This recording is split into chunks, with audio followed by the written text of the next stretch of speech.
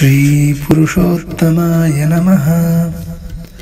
अथ पुरुषोत्तममास माहात्म्यं प्रथमः अध्यायः। हिंदी टीका। एक बार बहुत से ऋषि मुनिजन नैमिषारण्य तीर्थ में जाकर यज्ञ करने में उद्यत थे, तो उसी समय श्री सूत जी तीर्थ यात्रा के निमित्त भ्रमण करते हुए अपने शिष्यों सहित वहां पर आए। उनको देखकर नमस्कार कर सब आनंद मग्न हो गए। वलकल वस्त्र पहने प्रसन्न मुख, शांत परमार्थ में निपुण, चंदन से शोभायमान, तुलसी की माला तथा जटाओं का मुकुट धारण किए हुए महाशरणम इस अद्भुत मंत्र को जपते हुए सूत जी को देखकर नैमिषारण्य के महर्षि लोग उठकर खड़े हो गए।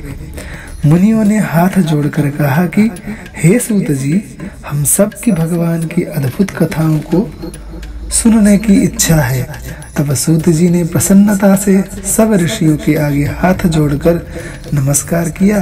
तब ऋषि कहने लगे कि हे सूत जी, हमने आपके लिए सुंदर आसन बनाया है, आप इस पर बैठिए। आप बड़े भाग्यवान हो, आपने गुरु की कृपा से भगवान के रहस्यों का वर्णन करने की शक्ति प्राप्त की है। इस संसार सागर में हजारों बातें सुनने योग्य हैं, परंतु उनमें जो भी सार वस्तु हो, हम संसार सागर में डूबे हुओं को पार करने के लिए जो शुभ श्रेष्ठ कथा आपके विचार में निश्चित हो, वही सुनाइए। शौनक आदि ऋषियों के पूछे जाने पर श्री सूत जी कहने लगे, हे विप्रो, मेरे वचनों को सुनो। मैं पहले पुष्कर तीर्थ गया और वहां से हजारों तीर्थों में होता हुआ हस्तिनापुर गया। वहां राजा परीक्षित अपने राज्य को छोड़कर अनेक महापुण्यवान ऋषियों के साथ गंगा के किनारे जा रहे थे। उनमें अनेक सिद्ध योगी और महासिद्ध मुनि थे।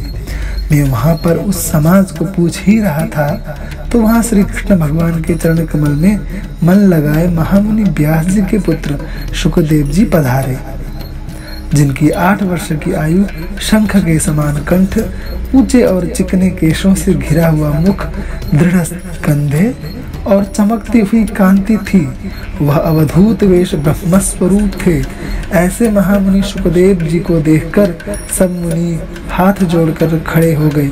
तब मुनियों के बनाए हुए कमल चक्र जैसे ऊंचे आसन पर शुकदेव को बिठाया गया।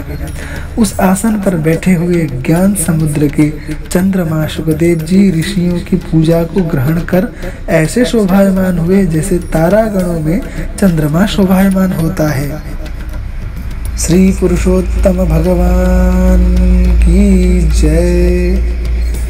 श्री पुरुषोत्तम मास की जय।